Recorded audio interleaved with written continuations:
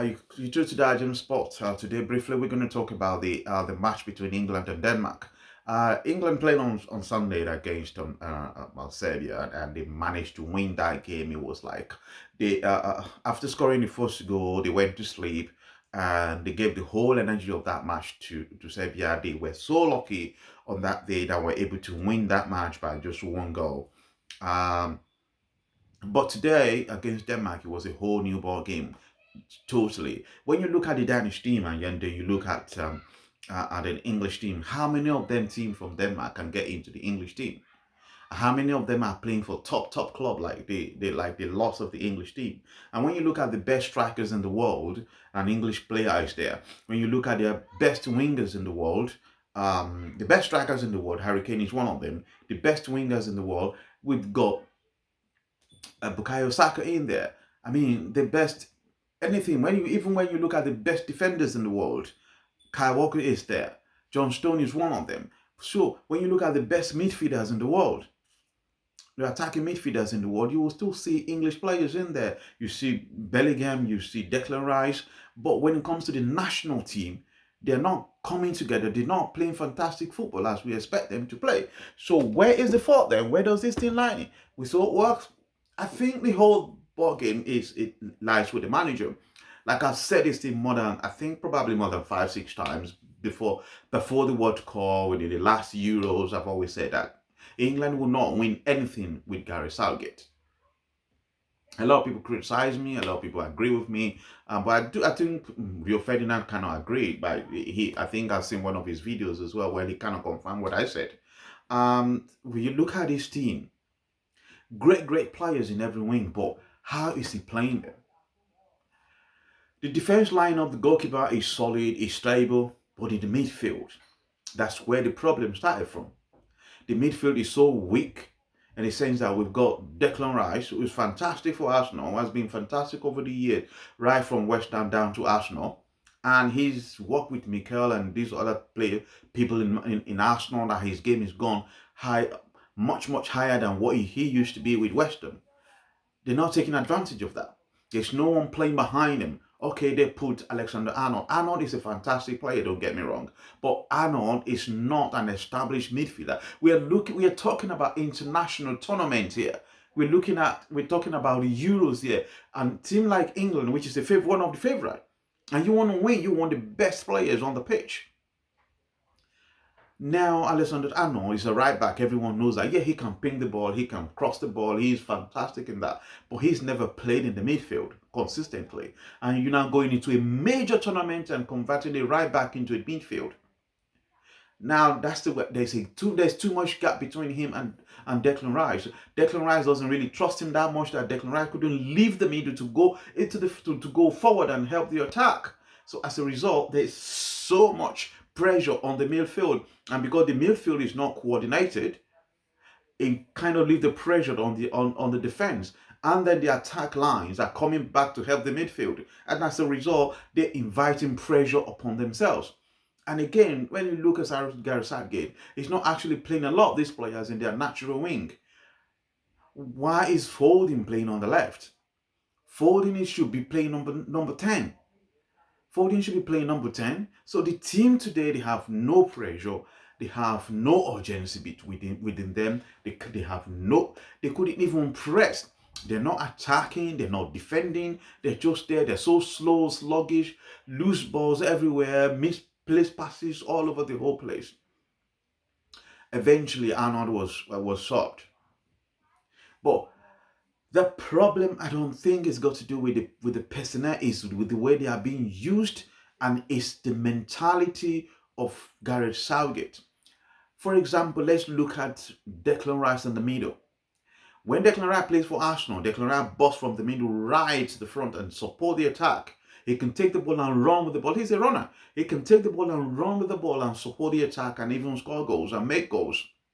But he couldn't do that for England because he's got Arnold beside him. He knows Arnold is not a natural midfielder. What is he? Is he a defensive midfielder? Is he an attacking midfielder? He couldn't trust him to leave that position. Even with him right there beside him, they're still being overrun. That is not a good sign of a team that is going to win the championship. Folding, we've seen Folding. Folding has been fantastic for Man City, one of their best players actually. But he operates from the middle. Put him on the left, he was like a fish out of water. The first game, he was totally anonymous. It wasn't. It was like he wasn't there. Today, we can see a few flashes when he comes into the middle. But on the left-hand side, he wasn't effective. So somebody else needs to play on that wing. He needs to play number 10 right behind Harry Kane. A lot of talk today was about Harry Kane. Say, oh, Harry Kane is just dropping deep, dropping too deep, and when the wingers got the ball, they can't find him to give him the ball because he's dropping too deep. Yes, he's dropping too deep because the balls are always within the park, in the middle of the park, overwhelming the midfielder. So he was always coming back to help them. But that's the way he plays anyway. He always drop deep and then move. But then when he's in his 30s now. He's a little bit slower. He's gonna drop down in the middle, but you need runners to run off him. Like you need Foldings and you need Saka, you need all these guys and Bellingham to run off him. But they are not using his strength. They are not playing to his strength. Bellingham today was totally out of the game. It was like he was too tired. He was just running up and down. He was so ineffective. Bellingham is one of the best players in the world right now. But he's best when he's playing number 8. Bellingham should have stayed in the middle right there with Declan Rice. Them two in the middle would have been formidable for any team. Right ahead of them should have been Foden playing number 10, not Bellingham playing number 10. Yeah, he scored a lot of goals for Real Madrid, but he always arrived in the box and scoring his goals, which means he's arriving from the position of number 8 and scoring his goals, not going to play number. Yes, he's played false 9, but not actually playing 10, and especially when the striker, the main England striker right now, Harry Kane, is not a pacey player. He's an intelligent player. He plays himself well. His positioning is awesome, but he's not pacey player. Now, the whole of this scenario that I've just brought here affects the wingers, because you see the star boy Bukayo Saka getting the ball, running down the channels, putting the ball inside the box. No one there. Foden, who's supposed to be on the left, is kind of drifting back into the middle and crowding the middle. So the whole team was playing so narrow, and they give the wide areas for Denmark to operate.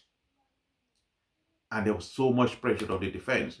For this team to actually make anything better, for this team to actually win, they need to change the pattern. How many times have we seen John Stone busting from the defense for Man City right through to the midfield and actually going to join the attack? How many times have we seen him from the defense scoring goals for Man City? But today for England, he couldn't even leave the box. There's something that is wrong. Something is missing. Kyle Walker will be up and down that channel. He tried today again to be up and down that channel, although that field, that pitch in Frankfurt doesn't help anything. But he was up and down that wing as well. He tried to make things happen. On the left-hand side, where we have Trippier, is not actually the kind of player that was actually moving back and forth on that channel as well to help Foden. Himself and Foden probably have never played together before.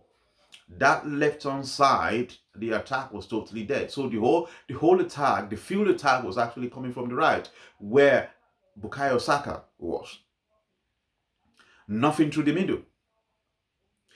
Foden, when he got into the middle, at 1 or 2 times you can see flashes. He was able to run at players and move with the ball. He should have been there. So I would suggest that going forward, Foden should play number 10, while Bellingham dropped to number 6.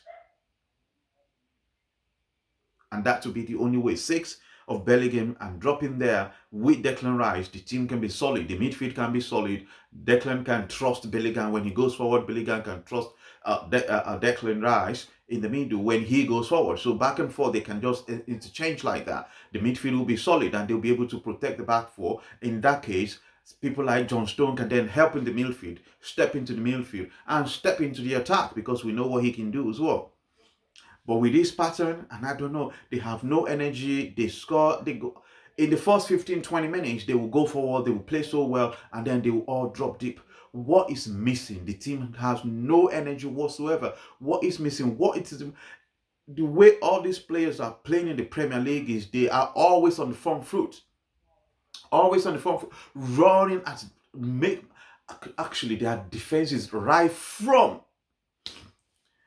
the opponent half. So when they get the ball off high up there, they're able to do something with it. But with this Southgate, I don't know what he's doing, that the team are not actually playing high lines. The team are sitting back and they are inviting pressure on themselves. What happened against Denmark almost happened against Serbia, and it will happen over and over and over again until England get kicked out of the championship if they didn't change this pattern, if they don't change personnel, if they don't change positions, if the manager doesn't get it right. Because he watches Premier League matches every day of the week. And he can't put that pattern that most Premier League team plays into his own team. Manchester City play that pattern, Arsenal play that pattern, Liverpool, they play that pattern. Why? And these players are coming from all these teams. So why are they not playing the same pattern that they are used to, so that the ball can flow freely and this guy can score goals? But with this way, I'm not sure they can get to the quarterfinals. They are favorite. They are one of the favorite teams, but with this way, they are not. They struggle against Serbia. They struggle against Denmark. So, like I said before, and I will say it again, England would never win anything in the era of Gareth Southgate.